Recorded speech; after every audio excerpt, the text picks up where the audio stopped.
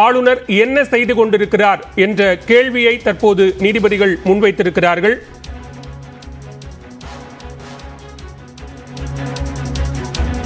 கூடுதல் விவரங்களோடு இணைகிறார் சிறப்பு செய்தியாளர் அபினேஷ். அபினேஷ், விவரங்களை பதிவு செய்யலாம்.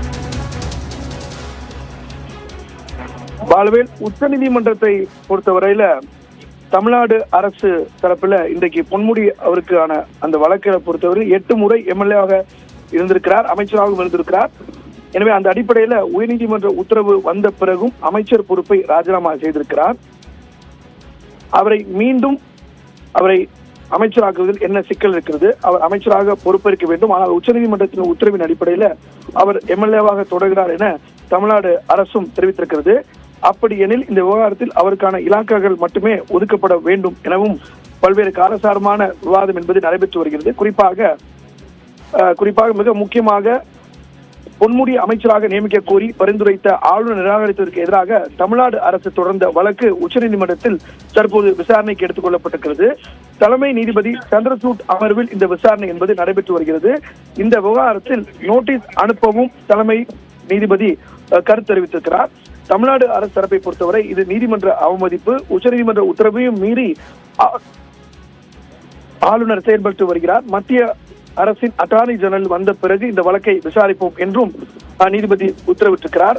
மேலும் அட்டார்னி ஜெனரல் நேரில் ஆஜராகவும் தனக்கு வேறு நீதிமன்றத்தில் வழக்கு இருப்பதால் கால அவகாசம் விடுக்க வேண்டும் எனவும் அட்டார்னி ஜெனரல் தரப்பிலிருந்து கோரிக்கை வைக்கப்பட்டிருக்கிறது. இந்த நிலையில தமிழ்நாடு அரசு உச்சநீதிமன்றம் உத்தரவிட்ட பிறகு சட்டப்பேரவையில் நிறைவேற்றப்பட்ட சில கோப்புகள் மீது நடவடிக்கை இல்லை. தற்போது நீதிமன்ற உத்தரவின் அடிப்படையில் தகுதி நீக்கம் திரும்ப பெறப்பட்டும் எம்எல்ஏ ஆன ஒருவர் தமிழ்நாடு அரசின் சார்பில் வாசித்து வராங்க. மேலும் தலைமை நீதியை பொறுத்தவரை உங்களுக்கு ஆளுநர் என்ன செய்கிறார், வாட்ஸ் கவர்னர் டூயிங் அப்படிங்கிற ஒரு வார்த்தையை ரொம்ப ஹார்ஷா பயன்படுத்தியிருக்கார். இந்த விவகாரத்தில் கடுமையான கருத்துக்களை கூற வேண்டியது இருக்கும். நீதிமன்ற உத்தரவையும் மீறி எவ்வாறு பதவி பிரமாணம் செய்ய முடியாது என கூற முடியும் எனவும் தலைமை நீதிபதி கேள்வி எழுப்பியிருக்கிறார். ஆளுநர் தரப்பில் கேட்டு பதில் கூற வேண்டும் எனவும் அட்டார்னி ஜெனரல் பதிலளித்திருக்கிறார். இந்த நிலையில தலைமை நீதிபதி தன்னுடைய கடும் அதிருப்தியை இந்த விவகாரத்துல செய்திருக்கிறார். அதாவது ஆளுநர் என்ன செய்து கொண்டிருக்கிறார் அப்படிங்கிற ஒரு மிக முக்கியமான கேள்வி எழுப்பியிருக்கார். பொன்முடியை பொறுத்தவரை அவர் 8 முறை எம்எல்ஏவாகவும் அமைச்சராகவும் இருந்திருக்கிறார். இறுதியாக அவர் உயர்கல்வித்துறை அமைச்சராக இருக்கக்கூடிய நிலையில தன்னுடைய பொறுப்பை அந்த உச்சநீதிமன்ற உத்தரவுக்கு வந்த பிறகு உடனடியாக ராஜினாமா செய்திருக்கிறார். இந்த நிலையில தொடர்ந்து ஆளுநர் இப்படியான ஒரு போக்கில் ஈடுபட்டு வருவதாக தமிழ்நாடு அரசு சார்பாக குறிப்பிட்டிருக்கிறாங்க. தலைமை நீதிபதி இந்த விவகாரத்தில் கடுமையான ஒரு கண்டனத்தை தன்னுடைய காட்டத்தை தெரிவிக்கக்கூடிய நிலையில் இந்த விவகாரத்தில் அவருக்கான இலாக்காக்கள் மட்டுமே ஒதுக்கப்பட வேண்டும். ஆளுநர் வேண்டுமென்றே கால தாமதம் செய்து வருவதாகவும் தமிழ்நாடு அரசின் சார்பாக மிக முக்கியமான வாதத்தை முன்வைத்திருக்கிறாங்க. அரசியல் சாசனத்திற்கு புறம்பான செயல்களில் தொடர்ந்து ஈடுபட்டு வருகிறார். பொன்முடியின் விவகாரத்திற்கு இந்த வழக்கிற்கும் தொடர்பில்லை.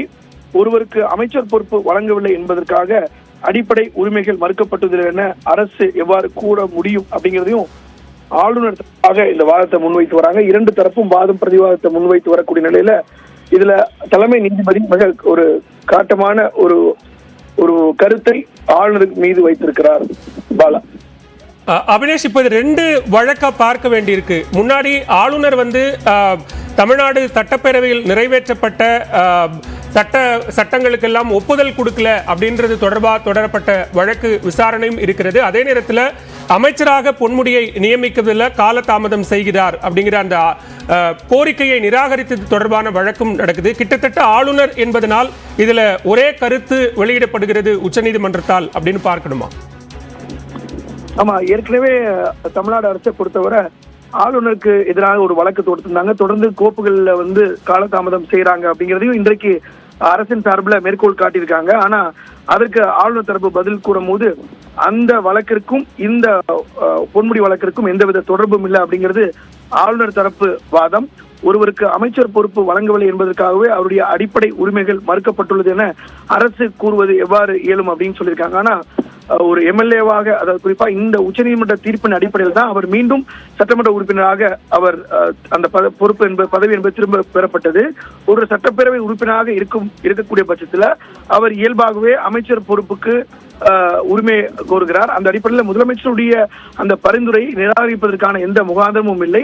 ஆனால் அதையும் மீறி ஆளுநர் வேண்டுமென்றே தன்னுடைய காலதாமதத்தையும் செய்திருக்கிறார் அப்படிங்கிறது தமிழ்நாடு அரசினுடைய வாதம். இந்த வகையில தமிழ்நாடு அரசு தொடர்ந்து தன்னுடைய வாதத்தை முன்வைத்து வராங்க.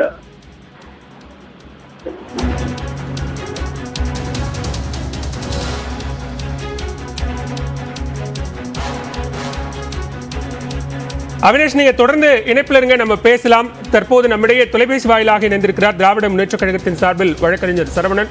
சார் வணக்கம். பொன்முடி விவகாரத்தில் மிக குறிப்பாக அவரை மீண்டும் அமைச்சராக பதவி பிரமாணம் செய்து வைக்க வேண்டும் என்கிற கோரிக்கையை நிராகரித்த வழக்கில் கடுமையான கேள்விகளை எழுப்பியிருக்கிறது உச்சநீதிமன்ற தலைமை நீதிபதி அமர்வு. ஆளுநர் என்ன செய்து கொண்டிருக்கிறார் என்கிற கேள்வியை எழுப்பியிருக்கிறார்கள். எப்படி பார்க்கிறீங்க? இதுதான் இந்த ஆளுநர் அவருக்கு சட்டமும் தெரியவில்லை, அரசியலமைப்பும் தெரியவில்லை. அவர் எப்படி ஆளுநர் ஆனார் என்ற கேள்விகளை தான் கடந்த 2 வருடங்களாக தொடர்ந்து எழுப்பிக் கொண்டே வருகிறோம். தப்பா எல்லாருக்கும் சொல்லி கொடுத்துட்டு இருக்காரு. இப்போ உச்ச நீதிமன்றம் ஒரு முறை அல்ல, இருமுறை, இது 2வது முறை ஆளுநரின் நடத்தை சரியல்ல என்று சொல்லி இருக்கிறது. We have to view it seriously என்று உச்ச நீதிமன்றத்துடைய தலைமை நீதிபதி சொல்லி இருக்கிறார். இதற்கு பிறகும் இந்த பதவியிலே ஒட்டி கொண்டிருக்கிறார் என்றால் தெரியல. இதை விட தனித்த வார்த்தைகளை உபயோகப்படுத்த கொஞ்சம் அவர்களுக்கு சொரணை இருக்கிறது என்றால் பதவியை ராஜினாமா செய்ய வேண்டுமென்று தமிழ்நாட்டில் இருக்கக்கூடிய இந்த ஆட்சியை முடக்க வேண்டும் என்ற நோக்கில செயல்பட்டு வருகிறார் ஆளுநர். அதே குற்றச்சாட்டு உச்ச நீதிமன்றத்திலே வைக்கப்பட்டிருக்கிறது. அதை உச்ச நீதிமன்றம் நாங்க தடை உத்தரவு கொடுத்திருக்கிறோம், பதவி பிரமாணம் செய்து வைக்க முடியாது என்று சொல்ல ஆளுநர் யார்? ஆஸ்க் யுவர் கவர்னர் என்று சொல்லி இருக்கிறார்கள். கண்டிப்பாக உடனடியாக நாளைக்கே இந்த பதவி பிரமாணத்தை அவர் செய்து வைக்க வேண்டும், பதவியை ராஜினாமா செய்ய வேண்டும். இதுவரை தமிழ்நாட்டில் இருக்கக்கூடிய அந்த ராஜ்பவன்ல உட்கார்ந்துகிட்டு தமிழ்நாட்டு மக்களுடைய வரி பணத்துல ஒரு சொகுசு வாழ்க்கையை வாழ்ந்து கொண்டு தமிழ்நாட்டு மக்களுக்கு துரோகத்தை செய்து வருகிறார் ஆளுநர். அதற்கு ஒரு முற்றுப்புள்ளியை வைக்க வேண்டும். இல்ல, ஆளுநர் தரப்பிலிருந்து என்ன சொல்றாங்க அப்படின்னா, ஒருவருக்கு அமைச்சர் பொறுப்பு வழங்கவில்லை என்பதற்காகவே அடிப்படை உரிமைகள் மறுக்கப்படுவதாக தமிழ்நாடு அரசு கூறுவதை எப்படி ஏத்துக்க முடியும் அப்படின்னு இப்போ தங்களுடைய தரப்பு வாதங்களை முன்வைக்கிறாங்க. இவர் யாருங்க? ஆளுநர் யாரு? இது முதலமைச்சருடைய உரிமை, ப்ரெரோகேட்டிவ் ஆஃப் தி சீஃப் மினிஸ்டர். ஆளுநர் யாரு? அவர் ஒரு ரப்பர் ஸ்டாம்ப். அவர் எக்ஸிக்யூட் பண்ண வேண்டியதுதானே? அவருடைய டிஸ்கிரிப்ஷன் இங்க எங்க இருக்கு? அதுதான் மீண்டும் மீண்டும் வலியுறுத்தி கொண்டே வருகிறோம், சொல்லிக்கொண்டே வருகிறோம். ஆனா பாஜகவில் ஆளுநரை வைத்து தமிழ்நாடு அரசை, தமிழ்நாட்டு முதல்வர் பாஜகவிற்கு எதிராக ஒரு மிகப்பெரிய கூட்டணியை கட்டமைத்திருக்கிறார், ஒரு மிகப்பெரிய ஒரு ஐடியாலஜியை கட்டமைத்து வருகிறார் என்ற நோக்கிலே தமிழ்நாட்டு அரசை முடக்க வேண்டும், திமுக அரசை முடக்க வேண்டும் என்ற நோக்கில் மட்டுமே ஆளுநர் செயல்பட்டு கொண்டிருக்கிறார். அதற்கு இந்த உச்ச நீதிமன்றத்துடைய இன்றைக்கு கொடுத்திருக்கக்கூடிய இந்த அப்சர்வேஷன்ஸ் ஒரு சின்ன எடுத்துக்காட்டு தான். நன்றி சரவணன். நினைப்பில் உங்களுடைய கருத்துக்களை பகிர்ந்து கொண்டமைக்கு நன்றி. பொன்முடியை அமைச்சராக நியமிக்க கோரிய, மீண்டும் பதவி பிரமாணம் செய்து வைக்க கோரிய விவகாரத்தில் ஆளுநர் மறுப்பு தெரிவித்த நிலையில் இது தொடர்பாக உச்சநீதிமன்றத்தில் திமுக சார்பில் தொடரப்பட்ட வழக்கு விசாரணை என்பது நடைபெற்றுக் கொண்டிருக்கிறது. இந்த விசாரணையில் மிக குறிப்பாக பல்வேறு கேள்விகளை சரமாரியாக எழுப்பியிருக்கிறது தலைமை நீதிபதி அமர்வு. ஆளுநர் என்ன செய்து கொண்டிருக்கிறார் என்றும் மிக முக்கியமாக கேள்வி எழுப்பியிருக்கிறார்கள். ஒரு பதவி பிரமாணத்தை எவ்வாறு ஆளுநர் மறுக்க முடியும் என்பதையும் தற்போது உச்சநீதிமன்ற தலைமை நீதிபதி அமர்வு கேள்வியாக எழுப்பியிருக்கிறது. இது தொடர்பான வாத பிரதிவாதங்கள் மிக குறிப்பாக ஆளுநர் தரப்பிலிருந்தும் வாதங்கள் முன்வைக்கப்பட்டு கொண்டு வருகிறது.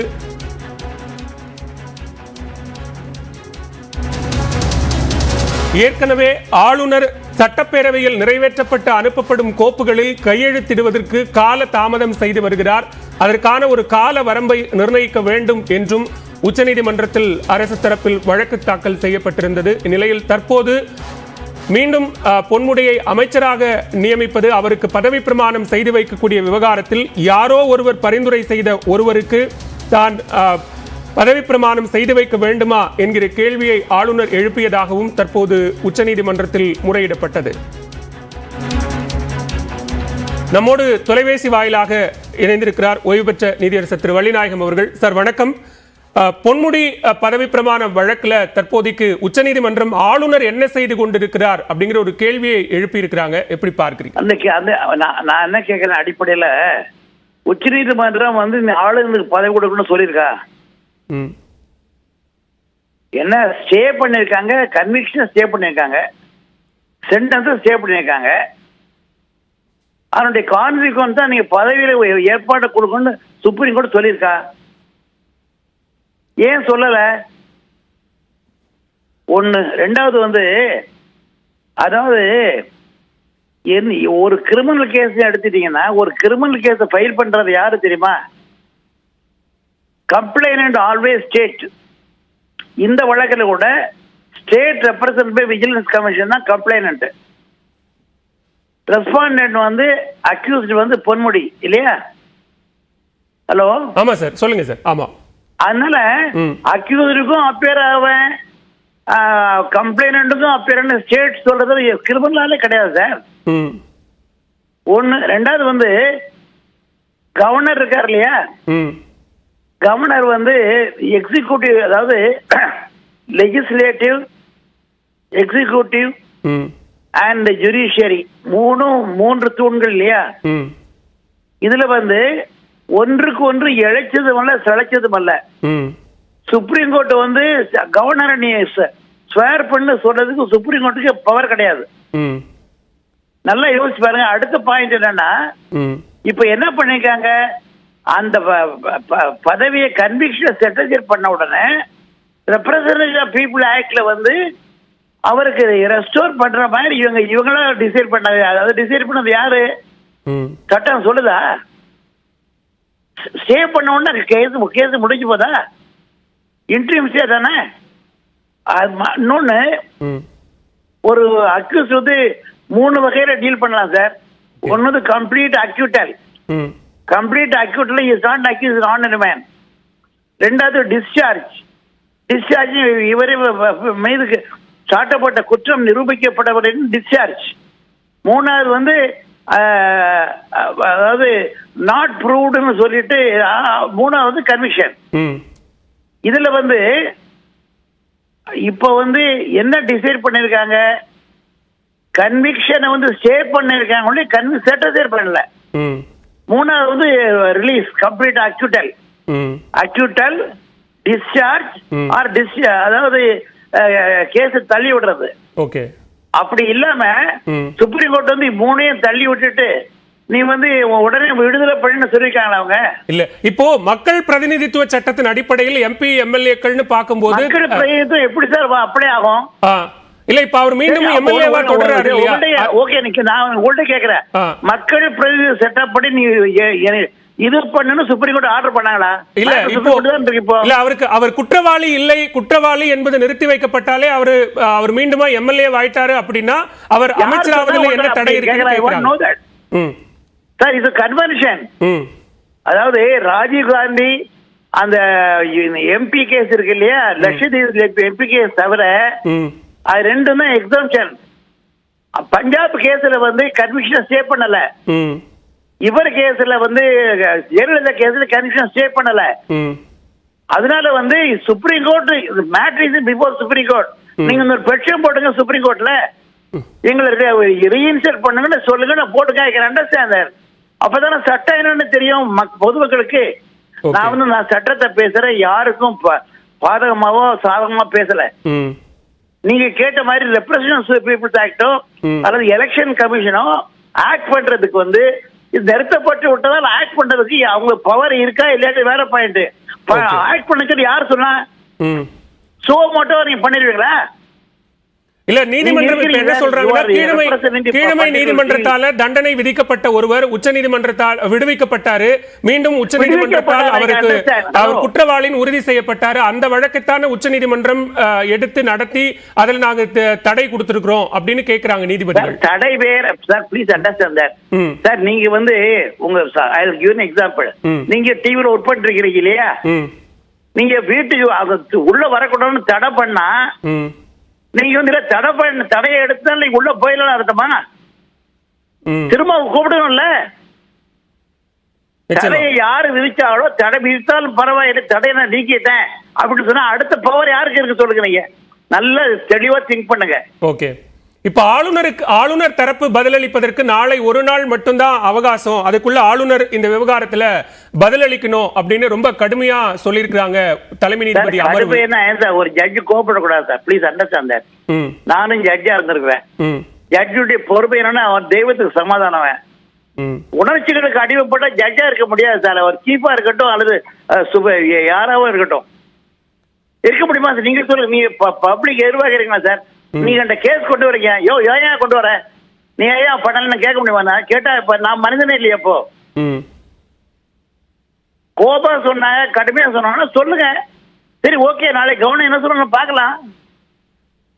கவர்னருக்கு பவர் இல்லைன்னு என்னுடைய வியூ என்னன்னா, கவர்னர் மேல ஆர்டர் பண்றதுக்கு பவர் இல்லைன்னு என்னுடைய வியூ. அதை என்ன பண்ண போறான்னு நாளை பார்த்தா தெரியும். நிச்சயம் பொறுத்திருந்து பார்க்கலாம். இணைப்பில் வந்து பல்வேறு கருத்துக்களை பகிர்ந்து கொண்டமைக்கு நன்றி திரு வள்ளிநாயகம். தேங்க்யூ.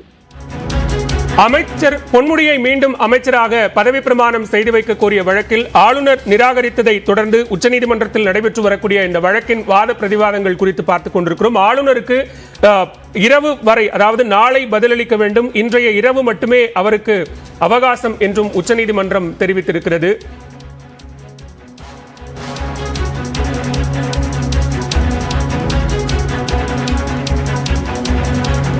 கொடுக்கிற சந்தோஷம்